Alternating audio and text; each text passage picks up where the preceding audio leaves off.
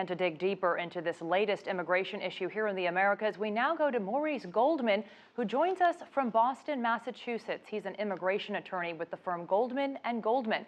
Mr. Goldman, thanks so much for coming in tonight. Thank you for having me, Jessica. So let's begin with what the White House is talking about today, that they're planning to create more detention centers and send more immigration judges and attorneys to the border to process these cases more quickly. But we're talking about 52,000 children, 39,000 parents just in the past 8 months. How long could this really take? I think the logistics of trying to get numerous judges in place to handle this number of cases is going to be very difficult. It's hard to estimate how long it's going to take, but if you look at our system already, we have a system that's already overwhelmed by the number of immigrants in the United States, to the extent where many of our immigration judges have dockets that are backed up for sometimes years. And so now when you pile on that many more immigrants, you're going to have a crisis beyond what we already have. And it raises the question of whether, it's being handled properly.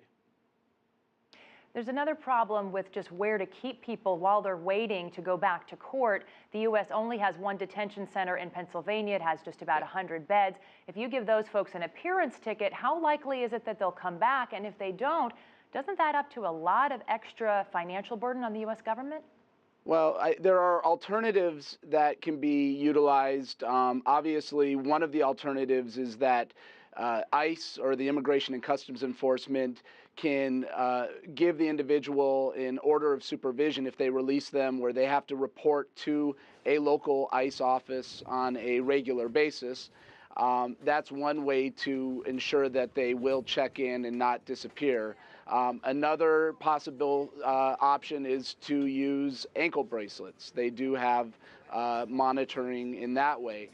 And so I think, if you look at the economics of whether, you should incarcerate these individuals or whether we should be releasing them, and whether they'll actually show up to court ultimately, we got to weigh the fact that, incarcerating an individual usually costs an estimate of about $160 per person per day. And that number can actually rise when you're incarcerating a family together. So, you have to consider the costs from that extent. So you're saying it may be more reasonable for the U.S. government. Yeah, more cost effective. Yeah. Of course, these are human lives that we're talking about, but many of these immigrants are also coming from farther away places than Mexico, so the deportation costs are also higher. How do we keep those in line here in the United States? Well, I think this is an issue that, it's been ongoing. It's been, immigration, of course, has been something that the United States, has built itself on. And, we have to take into account the fact that without migrants, without immigrants coming to the United States, we may not have the economy that we already have, and, the work and the people doing jobs that a lot of U.S. citizens wouldn't do. So I think, if you look at the actual dollars that are utilized for deporting people, obviously that's a huge number, especially if they're trying to deport them to countries in Central America versus Mexico, where it's less, costly.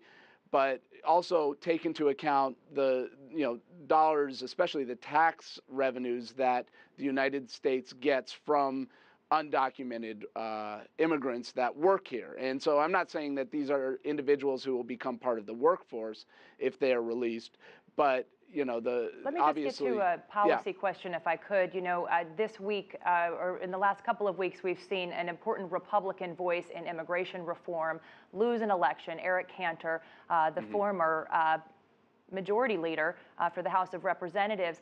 What do you think that portends for comprehensive immigration reform, which, of course, is something that the White House and many in Congress think is the long-term solution here? Yeah, I think in the immediate future, I think getting immigration reform passed is going to be difficult. It's going to happen, and the question is when. And I think ultimately, a lot is going to depend upon what occurs in November with the election. But I will also note that there was polling taken, and 70% of the individuals in Eric Cantor's district stated that they were in favor of comprehensive immigration reform. So, the fact that he did not win that election was not solely based on his stance or position on immigration reform. Maurice Goldman, thanks so much for your thoughts on this tonight. Thanks for coming in for us. Thank you, That's Jessica. Maurice Goldman with Appreciate Goldman it. and